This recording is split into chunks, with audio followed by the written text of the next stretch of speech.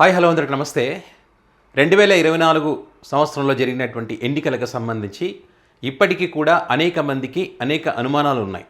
ఈ ఎన్నికల్లో ఈవీఎంల ట్యాంపరింగ్ చేశారు, ప్రజా మద్దతుతో ఈ ప్రభుత్వాలు ఏర్పడలేదని చెప్పి ముఖ్యంగా ఆంధ్రప్రదేశ్కి సంబంధించి ఇది ఈవీఎంల గవర్నమెంట్ అనేటువంటి అభిప్రాయాలు ఎక్కువగా ఉన్నాయి. ఎందుకంటే ఆయా నియోజకవర్గాలలో జరిగినటువంటి పోలింగ్ కానీ, మరి పోలింగ్ జరిగిన రోజుకి కౌంటింగ్ జరిగిన రోజుకి వచ్చినటువంటి వ్యత్యాసాలు కానీ, ఒక్కొక్క నియోజకవర్గంలో ఒక్కొక్క రకంగా ఉన్నటువంటి పరిస్థితులు కానీ, ఒక బూతులో వైసీపీ పార్టీ కంచుకోట అయినటువంటి ఒక బూతులో వైసీపీ కౌన్సిలర్ ఉంటాడు, మరి ఆ బూతులో కూడా కనీసం ఒక ఓటు కూడా పడినటువంటి పరిస్థితులు, ఇలాంటి అనేక ఎగ్జాంపుల్స్ ఉన్నాయి.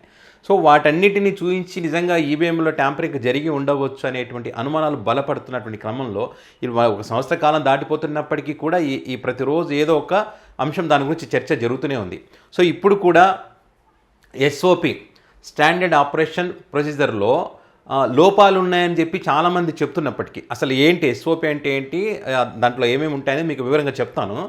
దానికి సంబంధించి లోపాలు ఉన్నాయని చెప్పి సుప్రీంకోర్టుకి కొంతమంది ముఖ్యంగా పొలిటికల్ అనలిస్ట్, తెలంగాణ రాష్ట్రంలో ఉంటారు, పొలిటికల్ అనలిస్ట్ చింతా రాజశేఖర్ గారు వైఎస్ఆర్ కాంగ్రెస్ పార్టీ దగ్గరికి వెళ్ళి కూడా మీరు న్యాయస్థానాన్ని ఆశ్రయించడం చెప్తే కూడా మరి వాళ్ళు ఆశ్రయించలేదు. మరి మిగతా రాష్ట్రాల్లో మహారాష్ట్ర, ఒడిశా అట్లా మిగతా రాష్ట్రాల్లో మరి అక్కడ పొలిటికల్ పార్టీలను వెళ్ళి కలిసి సుప్రీంకోర్టులో కేసు వేసినటువంటి క్రమంలో ఇప్పుడు చింతా రాజశేఖర్ గారు కూడా అంత ఈజీగా ఏం లేదు, దాన్ని పరిశోధన చేసిన తర్వాతనే ఏ రకంగా ఇందులో తప్పులు జరిగాయి, ఎన్నికల కమిషన్ ఏ రకంగా ఎన్నికల కమిషన్ తప్పిదాలు ఏ రకంగా ఉన్నాయనేటువంటి అంశాలన్నీ క్షుణ్ణంగా పరిశీలించిన తర్వాతనే కోర్టుకు వెళ్ళడం జరిగింది. మరి వీళ్ళు కూడా కోర్టుకు వెళ్ళినటువంటి క్రమంలో చింతా రాజశేఖర్ గారు పంపించినటువంటి మెసేజ్ కూడా ఉంది ఇక్కడ. గౌరవ సుప్రీంకోర్టుకి వీళ్ళు వెళ్ళడం జరిగింది. ఎప్పుడు 26/4/2024 అప్పుడు ఆ కోర్టు ఆదేశాలు ఇచ్చింది. ఈ ఆదేశాలకు అనుగుణంగా ఈవీఎంల పరిశీలన కోసం స్టాండర్డ్ ఆపరేషన్ ప్రొసీజర్ రూపొందించాల్సిన ఎన్నికల కమిషన్ సుప్రీంకోర్టు ఆదేశాలను తొంగలో తొక్కి ఈవీఎం అవకతవకలకు పాల్పడిన వారు దొరకకుండా తప్పించుకునేందుకు అన్ని వెసులుబాట్లతో 1/6/2024 లోపభూయిష్టమైనటువంటి ఎస్ఓపి రూపొందించిందని నేను చేసిన పరిశోధన ఆధారంగా మహారాష్ట్ర, హర్యానా కాంగ్రెస్ అభ్యర్థుల చేత నేను పిటిషన్లు సుప్రీంకోర్టులో కేసు వేయించగా 7/5/2025 సుప్రీంకోర్టు మొట్టికాయలు వేసి పెదప సవరణలతో నూతన ఎస్ఓపి రూపొందించినట్టు జారీ చేసిన సర్క్యులర్ ముఖ్యాంశాలు. అంటే ఆ కాంగ్రెస్ పార్టీ అంటే వేరు రాష్ట్రాలలో ఉన్నటువంటి వాళ్ళ చేత కేసు వేయించినటువంటి క్రమంలో మరి సుప్రీంకోర్టు సీరియస్ అయింది. తప్పుడు ఎస్ఓపిని వాళ్ళను సుప్రీంకోర్టు న్యాయస్థానం నమ్మించేటువంటి ప్రయత్నం చేస్తే ఆ తప్పిదాలకు సంబంధించి చింతా రాజశేఖర్ గారు ఆ పార్టీల చేత సుప్రీంకోర్టుకు వెళ్ళినటువంటి క్రమంలో మరి ఆ సుప్రీంకోర్టు మొట్టికాయలు వేసినటువంటి క్రమంలో ఇప్పుడు మరి సర్క్యులర్ జారీ చేశారు మారుస్తున్నట్టు. అంటే తమ తప్పు ఒప్పుకున్నట్టే కదా, ఎన్నికల్లో తప్పు జరిగిందని ఒప్పుకున్నట్టే కదా దీన్ని బట్టి. సో అదే అంశాలను ఇక్కడ ప్రస్తావించారన్నమాట. ఆ సర్క్యులర్ కొత్తగా వచ్చినటువంటి సర్క్యులర్కి సంబంధించి ఏముంది ఇక్కడ, అనుమానం ఉన్న అభ్యర్థుల కోరిక మేరకు ఈవీఎం పరీక్ష జరిగేంత వరకు ఎన్నికల సంఘం ఎటువంటి డేటా డిలీట్ చేయబోదు. ఈవీఎం అవకతవకలను పట్టుకునేందుకు గౌరవ సుప్రీంకోర్టు బెంచ్ తమ 26/4/2024 ఆదేశాలలో సూచించిన మైక్రో కంట్రోలర్ల వెరిఫికేషన్ ఆ ప్రక్రియను తుంగలో తొక్కి ఎస్ఓపి లేకుండా పూర్తిగా తొలగించిన ఎన్నికల కమిషన్ ఇప్పుడు సుప్రీంకోర్టు ఆదేశాలను శిరసావహిస్తూ తప్పనిసరిగా మైక్రో కంట్రోలర్ వెరిఫికేషన్ జరిపి తీరాల్సిందే. ఇంతకుముందు లేదు, ఇప్పుడు చేయాల్సిందే కొత్తగా వచ్చినట్టు సర్క్యులర్ ప్రకారం. అంటే ఇంతకుముందు లేదు అంటే తప్పు జరిగినట్టే కదా. మాక్ పోలింగ్ నిర్వహించే సమయంలో డమ్మీ అభ్యర్థుల పేర్లు, డమ్మీ పార్టీ పేరు, డమ్మీ పార్టీ గుర్తులతో కాకుండా ఎన్నికలలో పాల్గొన్న అభ్యర్థుల పేర్లు, వారి పార్టీ పేరు, వారి పార్టీ గుర్తులతో ఎన్నికల బ్యాలెట్లో ఏ క్రమంలో ఉన్నదో యథాతథంగా అదే క్రమంలో ఉండాలి. అభ్యర్థితో పాటు ఇంజనీరింగ్ పర్యవేక్షకుని తీసుకువెళ్ళవచ్చు. ఈవీఎం వెరిఫికేషన్ ఫీజు 47 నుండి గణనీయంగా తగ్గించడంతో పాటు మరెన్నో అంశాలలో ఊరట లభించింది. దీనిని బట్టి 2024 లోక్సభ ఎన్నికలతో పాటు జరిగిన ఆంధ్రప్రదేశ్, ఒడిశా శాసనసభ్యులకు జరిగిన ఎన్నికల్లో ఈవీఎం అవకతవకలను వెలికి తీసేందుకు 1/6/2024 రూపొందించిన స్టాండర్డ్ ఆపరేషన్ ప్రొసీజర్ లోపాలను వెలికి తీసే సామర్థ్యం లేనిదని రుజువైంది. ఈ నేపథ్యంలో లోక్సభ, ఆంధ్రప్రదేశ్, ఒడిశా శాసనసభ ఎన్నికలు రద్దు చేయాలని విపక్షాలు డిమాండ్ చేయాలి. చింతా రాజశేఖర్ రాజకీయ విశ్లేషకుడు, వ్యూహకర్త. అంటే గతంలో ఉన్నటువంటి ఎస్ఓపి కరెక్ట్గా లేదు కాబట్టి దానివల్ల మరి ఆ ఎన్నికలు అప్పుడు ఈ వెరిఫికేషన్లు ఇవన్నీ ఇప్పుడు ఏదైతే కొత్తగా సర్క్యులర్ జారీ చేశారో అవన్నీ కూడా అప్పుడు లేవంటే అనుమానాలు కలుగుతూ ఉన్నాయా లేదా, అదే అనుమానాలను చింతా రాజశేఖర్ గారు చెప్తా ఉన్నారు. సో ఖచ్చితంగా ఈ ఎన్నికలు రద్దు చేయాల్సినటువంటి అవసరం ఉంది. ఈ తప్పు జరిగింది, అవును మేము తప్పు చేస్తామని ఎన్నికల సంఘమే ఒప్పుకున్నటువంటి పరిస్థితుల్లో మరి ఖచ్చితంగా ఈ పార్టీలు డిమాండ్ చేయాలనే విషయాలు మరి చింతా రాజశేఖర్ గారు చెప్తా ఉన్నారు. అసలు ఏంటి ఎస్ఓపి అంటే ఏంటని ఒకసారి మనం పరిశీలిద్దాం. ఇంకోటి సర్క్యులర్ కూడా ఇది కూడా చూడండి, మళ్ళీ సర్క్యులర్ ఎక్కడ ఇచ్చారని అనుకుంటారు కదా. ఎలక్షన్ కమిషన్ ఆఫ్ ఇండియా, ఇదిగో ఈ డేట్ 17 జూన్ 2025, ఇక్కడ మీకు స్క్రీన్ పైన కనిపిస్తూ ఉంది. సర్క్యులర్ ఇచ్చారు వాళ్ళు. ఎందుకంటే కొంతమంది మళ్ళీ ఎక్కడ సర్క్యులర్ ఏడో ఉంది అంటారు కదా.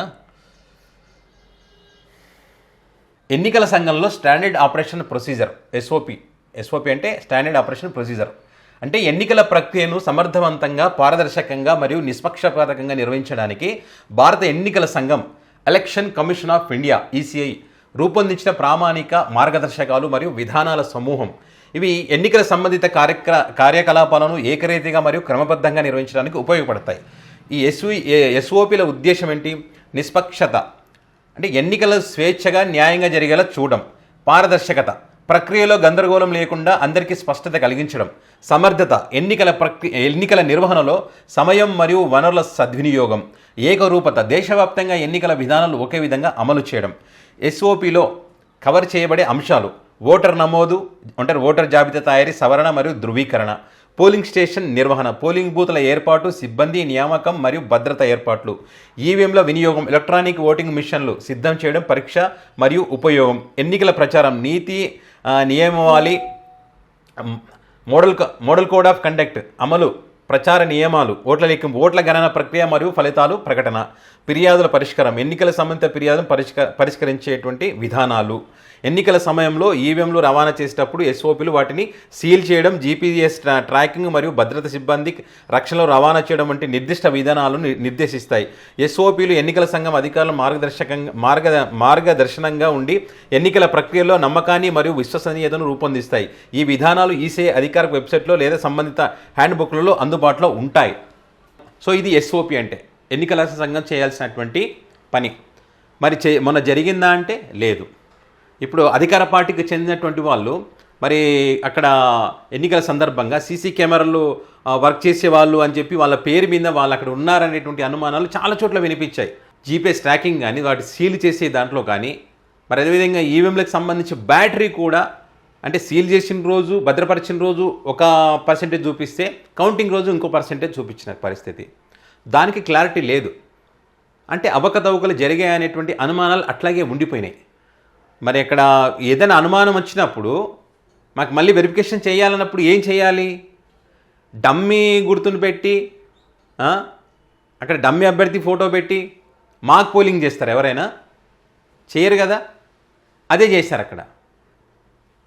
దీన్ని బట్టి ఏమర్థమవుతుంది? నువ్వు నిజంగానే అనుమానాలు నివృత్తి చేయాలనుకున్నప్పుడు ఒరిజినల్గా వాళ్ళు ఎక్కడైతే పోలింగ్ జరిగి ఉంటుందో, ఈవీఎం బాక్స్ ఉంటుందో దాన్ని డైరెక్ట్గా చెక్ చేయాలి. వీవీప్యాట్ల పరిస్థితి ఏంది, ఎన్ని ఓటింగ్లు పడ్డాయి, ఎవరెవరికి పడ్డాయి ఏందనేది చూపించాలి. కానీ అది చూపించడం లేదు ఇక్కడ. చూపించినప్పుడు ఏమవుద్ది? అనుమానాలు వస్తాయి. సో ఇప్పుడు ఏంటంటే వీళ్ళు కొత్తగా ఎస్ఓపి కొత్త మార్గదర్శకాలను రూపొందించారు. అంటే పాత మార్గదర్శకాలు కరెక్ట్ లేవని వాళ్ళే ఒప్పుకున్నారనేదే ఇప్పుడు పెద్ద ఎత్తున జరుగుతున్నటువంటి చర్చ. అది పరిస్థితి. మరి ఇక్కడ దీనిని బట్టి ఒడిశాలో కానీ ఆంధ్రప్రదేశ్లో కానీ మరి ఈవీఎంలతో గెలిచినటువంటి ప్రభుత్వం, ప్రజా మద్దతుతో గెలిచిన ప్రభుత్వం అనేది ప్రజలే డిసైడ్ చేసుకోవాలి.